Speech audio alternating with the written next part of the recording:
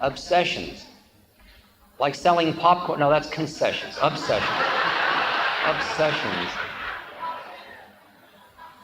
Well, obsession is just holding on anywhere.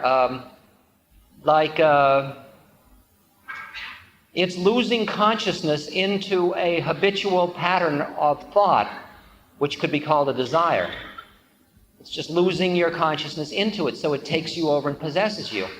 And all you do is you keep centering, quieting, opening your heart, quieting your mind, getting your juices flowing, tuning to the universe, listening, deepening, quieting, opening. Let the obsession be obsessive. When it gets tired, it'll stop. The minute you try to stop the obsession, you've just juiced it up some more. You've made that whole domain more and more real. And the whole process is be compassionate with your neurosis. What's interesting is that I used to think that I had to stop being neurotic to be liberated. Now I realize I just have to stop identifying with my neurosis.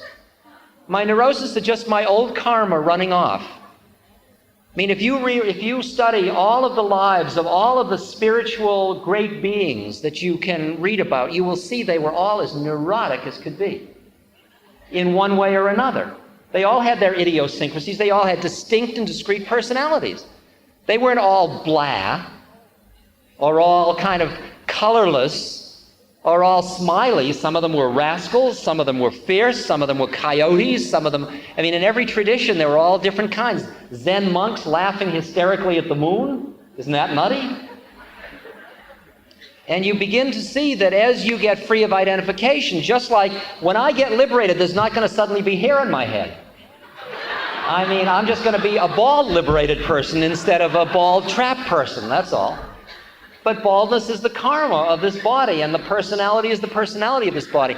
However, as you do extricate yourself from identification, certain things do change and fall away, and that's interesting.